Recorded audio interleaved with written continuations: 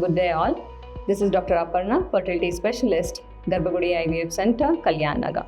Today's topic of discussion is subchorionic hemorrhage.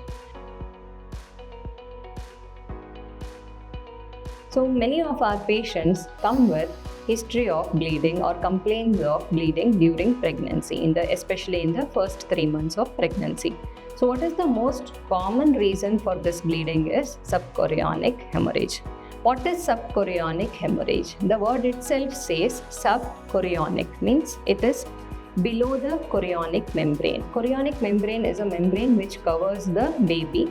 So it is the membrane between the baby and the uterus. So whenever there is a bleeding below this membrane, we call it as subchorionic.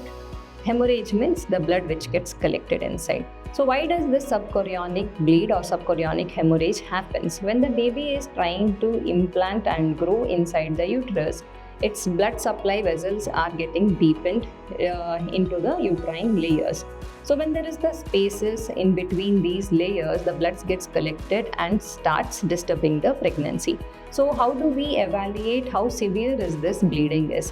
If the hemorrhage, based on the size, the volume of the bleeding and which site it is there, based on, we see whether it is a mild, moderate or severe. If the bleeding is covering 25% of the chorionic membrane, we call it as mild. If it is covering up to 50%, we call it as moderate. If it is covering more than 50%, it is a severe form of hemorrhage.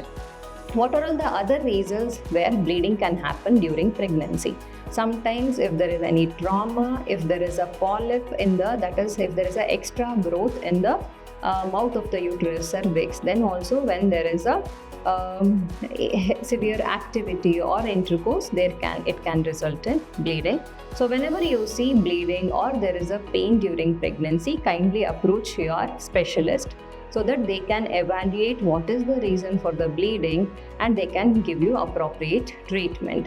If you are on blood thinners, they'll be asking to stop the blood thinners and they will be giving few medications to stop the bleeding.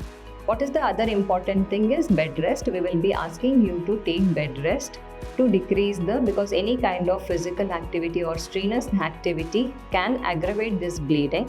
Why the bleeding we are so worried in pregnancy is any kind of bleeding during pregnancy can result in miscarriage, or if the bleeding continues throughout pregnancy, there will be higher chances for growth restriction in the baby.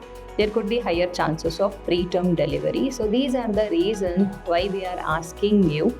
In extreme cases, even we have seen stillbirth or intrauterine deaths when there is a continuous bleeding throughout the pregnancy. So this is one of the alarming symptom where you have to consult your specialist and take appropriate care. Thank you.